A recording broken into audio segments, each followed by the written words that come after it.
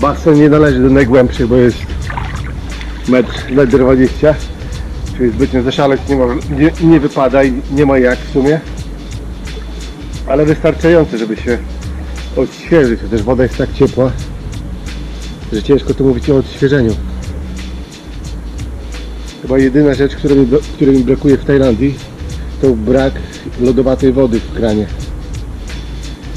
bo zimna woda to zawsze poprawia humor i otrzeźwia i umysł i ciało.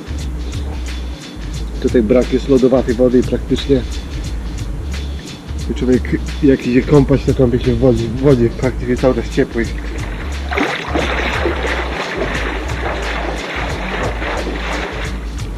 Wczoraj zrobiłem ponad 20 000 kroków. Wspinałem się trochę na tą górę, na tego Buddę. I powiem wam, że dzisiaj odczuwam, bo bolą mnie nogi, czuję zakwasy w nogach. I spałem prawie do pierwszej. Trochę jeszcze jetlagu mam, jakby nie było.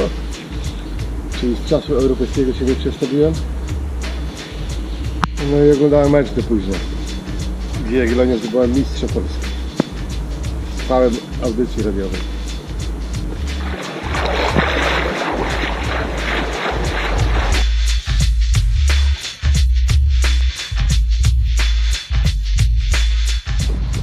Jeśli chodzi o pukanie na Phuket, czyli temat dla dorosłych, to wyobraźcie sobie, że Bangkok przykładowo, który ma 20 milionów mieszkańców, czyli to jest połowa mieszkańców Polski, to wyobraźcie sobie skupisko połowy Polski w jednej jakiejś osadzie i zebranie wszystkich przykładowo burdeli, agencji towarzyskich, studentek dorabiających na czesne i tak dalej w jedno skupisko, to bardzo prawdopodobne, że mogłoby być to zawstydzające dla Polski jako kraju, który nie uchodzi za taki, nie? Ale to nie chodzi tylko o Polskę, chodzi o na przykład wiele krajów, Niemcy, Austrię, cokolwiek powiedzcie, cokolwiek, nie? Bo Tajlandia ogólnie słynie z tego tematu dla dorosłych, ale przyjeżdżają tutaj mężczyźni szukający żony, partnerki długoterminowe, często znajdują, znam takich kilka przypadków i chyba nic w tym złego, nie? Ale sam fakt tego, że Tajlandia ma taką reputację, że jest krajem rozpusty i krajem dla turystyki dla dorosłych, to nie jest wcale aż takie bardzo, bardzo prawdziwe, no bo jak wam tłumaczę, skupienie 20 milionów mieszkańców Polski w jednym jakimś tam okręgu, zebranie tych wszystkich atrakcji dla dorosłych, to bardzo prawdopodobne, żeby zawstydziło nawet Tajlandię. Oczywiście dla chcącego nic trudnego możecie sobie znaleźć tematy dla dorosłych w każdym innym kraju, niekoniecznie musicie przyjechać do Tajlandii. Tak tylko chcę wam powiedzieć z mojego doświadczenia, bo ogólnie na internecie spotkałem dużo krytyki do Tajlandii pokazaną w jednym tylko w sumie kierunku, jako turystykę dla dorosłych, ale to każdy szuka w życiu tego co chce oczywiście, nie? Ale biorąc pod uwagę sam fakt tej statystyki i wszystkiego, no to mówię, wiele krajów europejskich mogłoby czuć się zawstydzonym względem Tajlandii, pod tym względem oczywiście.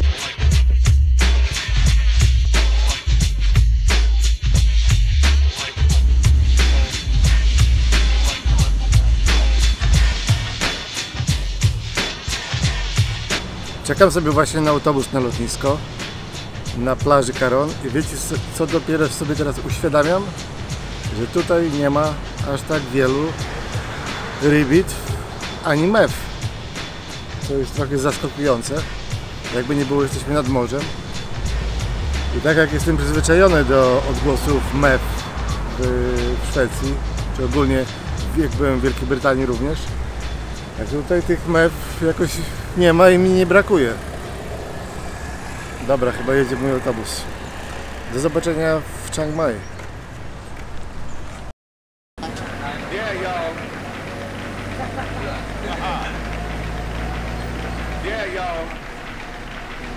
You're on point five. Once again, Tip. You're on point five.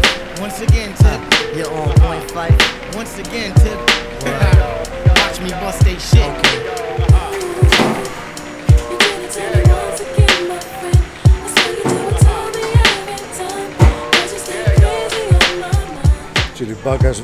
Air Asia może być tylko 7 kg, mój jest 6,50.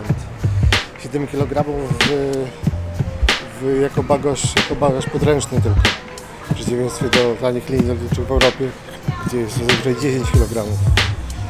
Ja wyjąłem parę rzeczy, do kieszeni włożyłem, no i wyszło 6,50.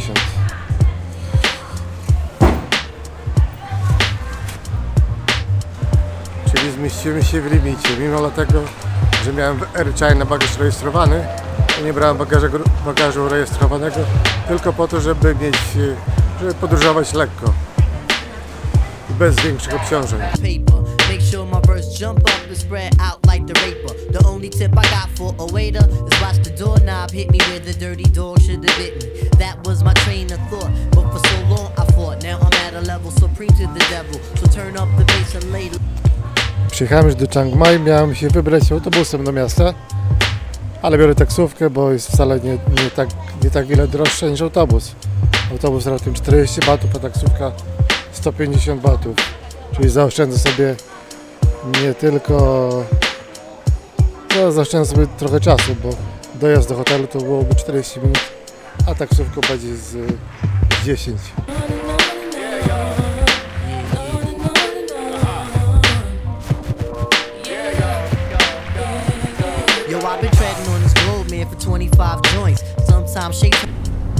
Hotel, w którym się zatrzymałem, jest niedaleko od lotniska, bo około 3 km, ale jeżeli miałbym dotrzeć tam autobusem, to musiałbym jechać wokół całego miasta, bo tu jest skonstruowana ulica i trasa autobusowa.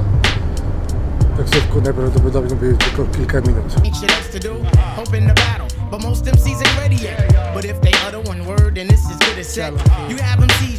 Pokój troszkę skansynowy, mogę powiedzieć wam, na pierwsze wrażenie. Bo telewizor stary, taki jeszcze taki, czyli jakby nie było skansen trochę, ale jest w miarę tanio, jest basen do użytku i blisko samego centrum Chiang Mai. Każdy zawsze mówi, że Chiang Mai warto zwiedzić. Ja sam praktycznie nawet nie wiem, co tutaj można zobaczyć. Zaraz sprawdzę, było to po prostu sugestia przez większość osób, którzy podróżują do Tajlandii, że Chiang Mai jest jednym z najciekawszych miast do zobaczenia w Tajlandii. Mi się wydaje, że duża to jest różnica też międzykulturową.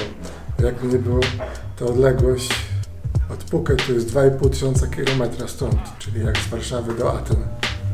I różnica społeczeństwa i kulturowej w języku pewnie troszkę inna niż na południu Tajlandii. Nic, ogarnę się i zabieram się do zwiedzania miasta. Mitsumi, nie wiem jak to marka. Relikt. Doszedłem do lokalnej restauracji i praktycznie ceny potraw, czy zupek, czy pad thai, czy takich zwykłych podstawowych dań, które są w Tajlandii popularne, to jest połowa ceny tego co na Phuket. Na przykład na Phuket za taką zupkę trzeba było zapłacić ze 100, 150 do 200. Tu jest za 60, czyli 1/3 nawet ceny, nie? Z pewnością, bo jest mniej turystyczne w porównaniu do Phuket. Aczkolwiek jedno z ważniejszych centrów do odwiedzenia będą w Tajlandii. Ale cenowo no spore różnice. Dla turysty na pewno na plus. Dla żyjącego tutaj lokalsa ciężko powiedzieć. Nie wiem ile tu ludzie zarabiają, jakie mają standardy życia.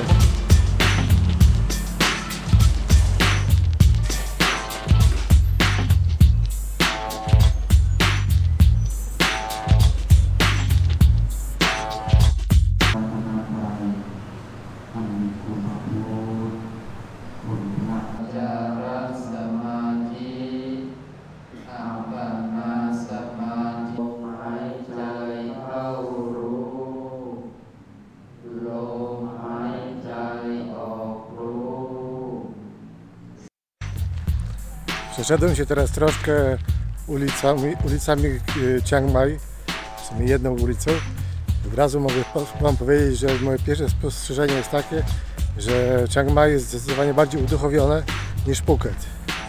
Pod tym względem religijnym, że tutaj nie wyczytałem, powiem Wam, że nie czytałem aż tak wiele informacji o Chiang Mai, a przynajmniej takich informacji, które na chwilę obecną pamiętam i mogę Wam przekazać. Ale z pierwszej obserwacji, jaką ja dostrzegłem, będąc w Chiang Mai, że jest to miasto trochę bardziej uduchowione, bo zauważyłem dosłownie dużo mnichów, czego w rejonach Phuket raczej ciężko dostrzec, oraz dużo świątyń buddyjskich, czyli watów tak zwanych.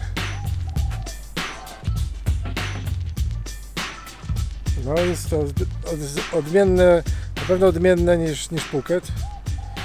W Bangkoku też się zdarza zobaczyć mnichów i tak dalej, ale no tutaj jest to takie mniejsze miasto, takie bardziej chyba nastawione na jakieś teologiczne rzeczy związane z buddyzmem. Sam dzisiaj sprawdzę informacje, przeczytam, żeby się więcej dowiedzieć na temat historii tego miasta, bo w sumie się ciekawi mnie to, bo przyjechałem tutaj i tak leciałem z samolotem i zastanawiałem się, kurde, ale po co ja tak w ogóle tam lecę? Taka sytuacja. No zdarza się. Głównym celem podróży jest podróżowanie.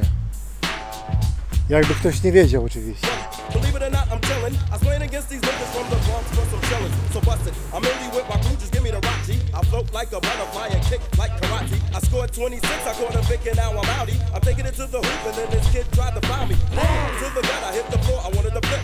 I couldn't, damn. All of a sudden I had to this shit. So I dipped to the stool, I couldn't control this shit because it slipped past my hip, drip, drip like a faucet. Down past my shorts to hit the court and all of a sudden, girls were getting sick. Nie chcę trollować, ale to chyba największa budowla zrobiona z złota czy pozłaconego tworzywa, jaką kiedykolwiek w życiu widziałem. Przykuwał uwagę nawet niezłodziei.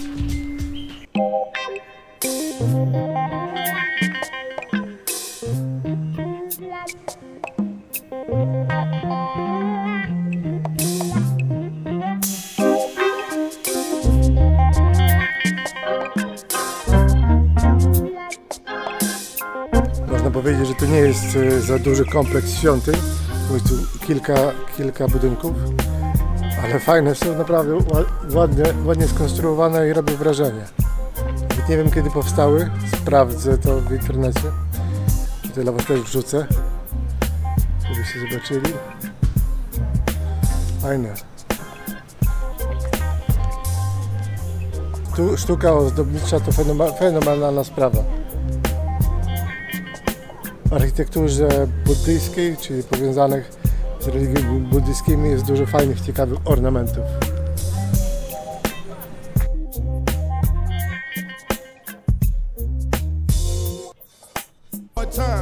And it's seldom that you hear niggas praying and giving God time. That's why I ask my mind to pray for me, because I know that even I got to die, and he got a day for me. And every morning I wake up, I'm kinda glad to be alive, cause thousands of my homeboys died.